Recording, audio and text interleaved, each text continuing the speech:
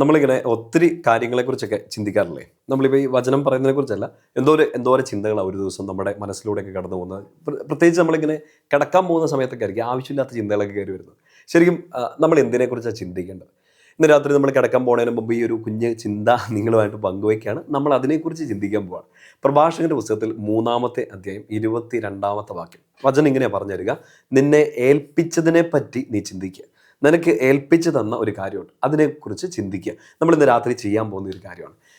ആ വചനത്തിൻ്റെ ഒരു വ്യാഖ്യാനം നമ്മൾ ഇങ്ങനെ എടുക്കുകയാണെ, അതായത് ഈശോ എന്നെ എന്തൊക്കെയാണ് ഏൽപ്പിച്ചേക്കുന്നത്. ഇന്ന് രാത്രി നമ്മൾ കിടക്കാൻ പോകുമ്പോൾ പ്രാർത്ഥിക്കേണ്ടതും നമ്മൾ ചിന്തിക്കേണ്ടതും ഒരു വിഷയമാണ്. ചിലപ്പോൾ ചിലതിനെക്കുറിച്ചൊക്കെ ചിന്തിച്ച് നമ്മൾ ഉറക്കം പോകുമായിരിക്കും. വാട്ട് എവർ, നമുക്കിന്ന് രാത്രി പ്രാർത്ഥിക്കേണ്ടതും ഈ ഒരു കാര്യത്തെക്കുറിച്ചാണ്. ഈശോ എന്നെ ഏൽപ്പിച്ചത്. എക്സാമ്പിൾ, അച്ഛന് ഞാനിപ്പോൾ ഇത്രയേ ചിന്തിക്കേണ്ടതുള്ളൂ. ഈശോ എന്നെ ഏൽപ്പിച്ച ഏറ്റവും വലിയ കാര്യം എന്താണ്? എൻ്റെ പൗരോഹിത്യമാണ്. ഞാനിന്ന് ചിന്തിക്കേണ്ടതും ഞാനിന്ന് പ്രാർത്ഥിക്കേണ്ടതും ഈ ഒരൊറ്റ കാര്യത്തെക്കുറിച്ചാണ്. ഈശോ എന്നെ ഏൽപ്പിച്ച മറ്റു കാര്യങ്ങൾ, എൻ്റെ ശുശ്രൂഷ, എൻ്റെ മിനിസ്ട്രി, എൻ്റെ ഉത്തരവാദിത്തങ്ങൾ, സഭ എന്നെ ഏൽപ്പിച്ചിരിക്കുന്ന കാര്യങ്ങൾ, എല്ലാത്തിനെ കുറിച്ച് ചിന്തിക്കുക, പ്രാർത്ഥിക്കുക. ചിന്തിച്ച് ഉറക്കം കളയല്ല, ചിന്തിച്ച് ആകുലപ്പെട്ട് ടെൻഷൻ അടിക്കുകയല്ല, ചിന്തിച്ച് ഇങ്ങനെ കണ്ണുമിഴിച്ചിരിക്കുകയല്ല. ചിന്തിക്കുക, നിന്നെ ഏൽപ്പിച്ചതിനെ കുറിച്ച് ചിന്തിച്ച് അതിനുവേണ്ടി പ്രാർത്ഥിക്കുക. നമുക്ക് ഇന്നത് ചെയ്തിട്ട് കിടന്നാലോ? നിങ്ങളുടെ ഫാമിലി, നിങ്ങളുടെ ജീവിത പങ്കാളി, മക്കൾ, മാതാപിതാക്കൾ, ഈശോ നിങ്ങളെ ഏൽപ്പിച്ചതാണ് അല്ലേ? കുടുംബം, നിങ്ങൾക്ക് ചെയ്യാനുള്ള ജോലി, ആ ജോലി തിരക്ക്, അതിൻ്റെ വർക്ക് സ്ട്രെസ്, വർക്ക് ലോഡ്, ഇതിനെക്കുറിച്ച് ചിന്തിച്ച് ആകുലപ്പെട്ടിരുന്ന് പിന്നെ ഉറക്കം കളയാനല്ല പറയണത്. You think about it and pray for that.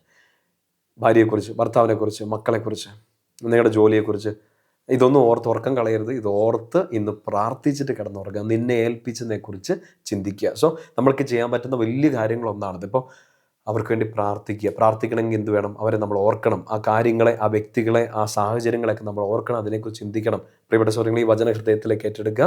പ്രഭാഷകൻ 3:22, നിന്നെ ഏൽപ്പിച്ചതിനെ പറ്റി ചിന്തിക്കുക. ഈ അടുത്തിടയ്ക്ക് ഒരു സ്ഥലത്ത് എൻ്റെ ഒരു റിലേറ്റീവിൻ്റെ മനസ്സമ്മതത്തിന് പോയപ്പോൾ അവരോട് ഇത് ഷെയർ ചെയ്തത് ഇങ്ങനെയാണ്: നിന്നെ ഏൽപ്പിച്ചതിനെക്കുറിച്ച് ചിന്തിക്കുക.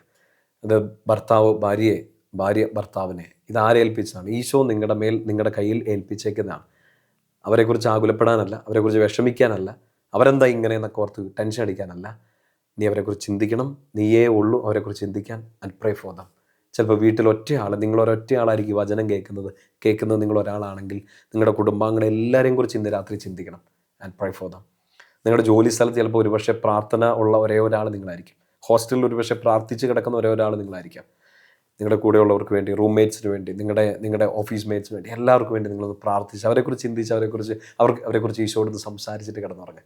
വലിയൊരു അനുഗ്രഹമായിട്ട് മാറും ഇന്ന് രാത്രിയും നാളെ പുതിയൊരു ദിവസവും. കർത്താവ് നിങ്ങളെ അനുഗ്രഹിക്കട്ടെ. എന്തൊക്കെ ആലോചിക്കണമെന്നുള്ളത് ഈശോ പറഞ്ഞു തരട്ടെ. ആലോചനകളെല്ലാം പ്രാർത്ഥനയാക്കി മാറ്റുക. ഈശോയുടെ നാമത്തിൽ ഞാൻ നിങ്ങളെ അനുഗ്രഹിക്കുന്നു. പിതാവിൻ്റെയും പുത്രൻ്റെയും പരിശുദ്ധാത്മാവിൻ്റെയും നാമത്തിൽ. ആമേൻ. ഈശോ മിശിഹായ്ക്ക് സ്തുതിയായിരിക്കട്ടെ.